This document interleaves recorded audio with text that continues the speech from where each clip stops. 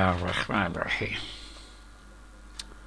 लफ्ज़ों के बहरूब के सिलसिले में हमारा अगला उन्वान है आज़ाए बदन की डिक्शनरी। इससे पहले जो उन्वानात गुज़र चुके हैं उनमें एक मीठी मीठी चीज़ों शक्कर, गुड़, कैंडी, गन्ना वगैरह के अरबी माखज़ की निशानदेही की जा चुकी है। फिर उसके बाद अगला बड़ा उन्वान था ज़रूफ़ की वजह तस्मिया। इसमें ज़र्फ़ से ट्रफ, डेल्फ वगैरह बनने, थाली ट्रे बनने के बाद फिर पॉट, भांडा वगैरह वगैरह बड़े सारे अल्फाज की अरबी असल जो है उसकी निशानदेही की जा चुकी है। अब इस उन्वान के तहत बदन के चंद हिंदी यानी उर्दू वगैरह, पंजाबी, फ़ारसी और अंग्रेज़ी लुगात के बाहमी तबादले और अरबी से सौती और मानवी रिश्ते की निशानदेही करने की कोशिश की जा रही है। इन लुगात के मुशाहदा से अंदाज़ा कर सकते हैं कि ज़ेर तहकीक ज़बानें आम तौर पर अरबी अल्फाज के किसी न किसी जुज़ को हज़फ करके मकामी सांचे में ढालने की कोशिश करती हैं। आम तौर पर अरबी अल्फाज के किसी न किसी जुज़ को हज़फ करके मकामी सांचे में ढालने की कोशिश करती हैं। अरबी लुगात का ज़्यादातर हिस्सा से हरफी मादों पर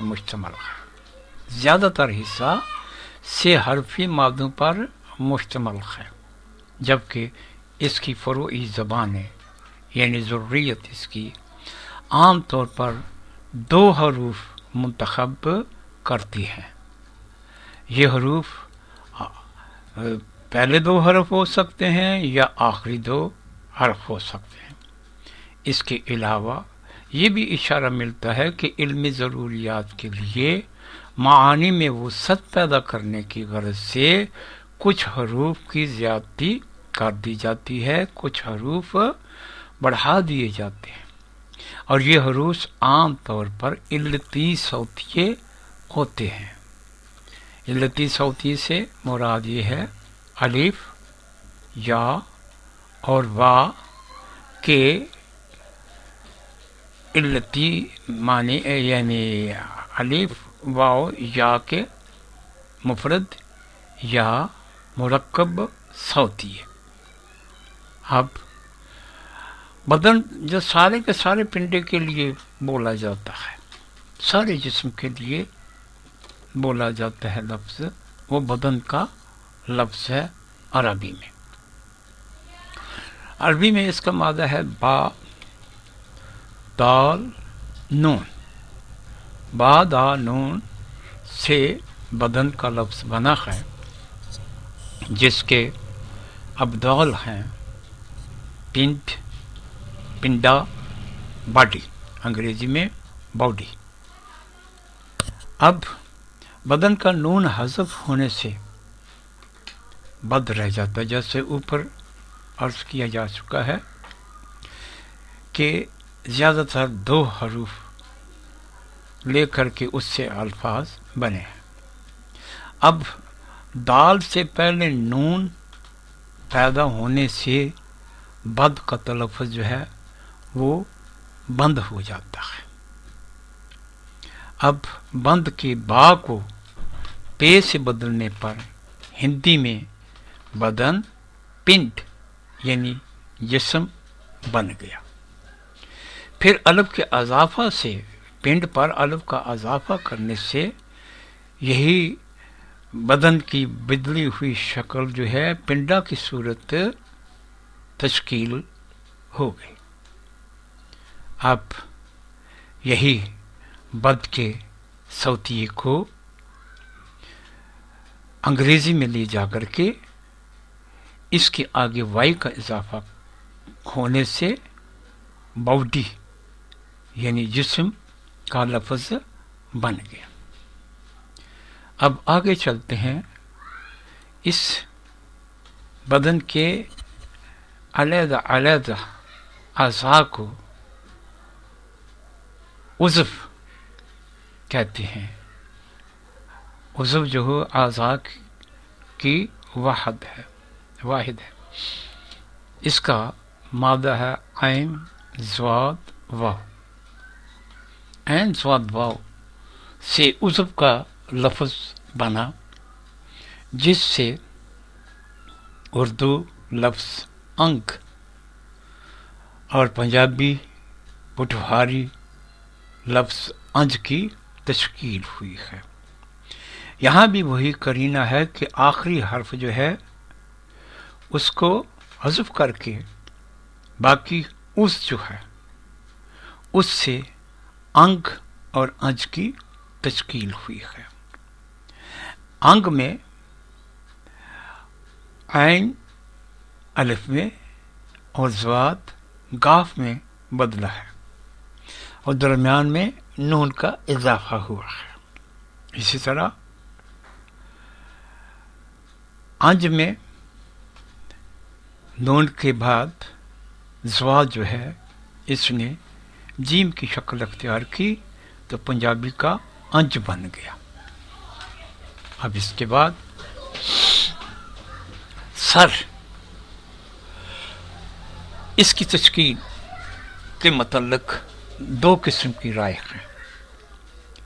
ایک رائے تو یہ ہے کہ را زبر را یہ دونوں حروف کٹ گئے، حذف ہو گئے، اور باقی را سن کا سن باقی رہ گیا۔ اب یہ سن کا جو ہے نون جو ہے وہ را میں تبدیل ہو کر کے سر کی شکل اختیار کر گیا۔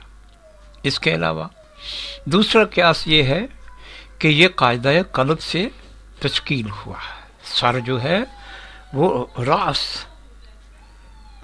کے را اور سین دونوں کے مقام بدلنے سے راس سر بنا ہے۔ راس بدلنے مقام بدلنے کا مطلب یہ ہے کہ سین جو ہے وہ را کی جگہ آ گیا اور را جو ہے سین کی جگہ چلا گیا۔ اس طرح سر کی تشکیل ہوئی، اور یہ عام طور پہ ایسا ہوتا ہے جب دو حرفی الفاظ ذرا تیزی سے بار بار دہرائے جائیں، جیسے راسن راسر راسر راسر راسر راسر کہیں تو یہ سر کا تلفظ بھی بن جاتا ہے۔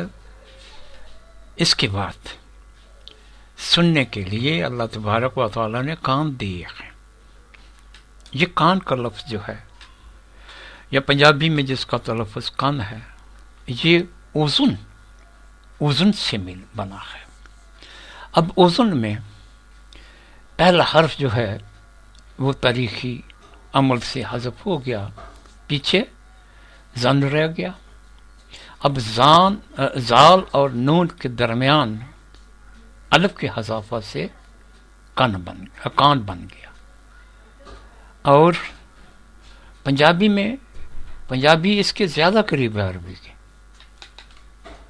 یہاں اضافہ کوئی نہیں ہوا زال اور نون کے درمیان، صرف پیش جو ہے وہ زبر سے بدل کر کے کن کی شکل اختیار کر گئی۔ اب کان اور کن کے بعد آنکھ جو بصارت کے لیے اللہ تعالیٰ نے عطا فرمائی ہے، اس کا ماخذ جو ہے وہ تلاش کرتے ہیں۔ آنکھ کے لیے ہندی میں نین کا لفظ بھی آتا ہے، پنجابی میں آنکھ کا لفظ آتا ہے، اور انگریزی میں آئی کا لفظ آتا ہے۔ اور آنکھ کے ڈھیلے کو پنجابی میں آنا کہتے ہیں۔ اب ان الفاظ کی عین سے تشکیل ہوئی ہے۔ کس طرح؟ عین کا عین عین یا یہ کاٹ دیں، یہ تاریخی طور پر یہ کٹ گیا سمجھیں، باقی نون رہ گیا، دو نون، نون دو نون. اب یہ دو نونوں کے درمیان یا کا اضافہ کر دیں، یا کا اضافہ کر دیں تو یہ نین ہندی کا لفظ ہے، اس کی شکل اختیار کر لیتے ہیں. نین ہندی میں آنکھ کو کہتے ہیں. اب انگریزی نے نون نون حذف کر کے آئی سے آئی بنا لیا. عین کا یہ جو ہے نون یہ حذف ہو گیا، کٹ دیا، باقی آئی رہ گیا، یہ آئی رہ گیا. یہ آئی جو ہے یہ انگریزی میں جا کر کے ای وائی ای کی املا کی صورت اختیار کر گیا، آئی بمعنی آنکھ. اب اس کی تائید میں ایک اور مثال آپ کے سامنے پیش کرتا ہوں کہ واحد متکلم کے لیے انگریزی میں آئی کا لفظ استعمال ہوتا ہے جو صرف ایک لیٹر آئی سے املا ہوتا ہے. تو اس کی تشکیل کیسے ہوئی؟ اس کی تشکیل انا سے ہوئی. عربی میں انا کا لفظ، انا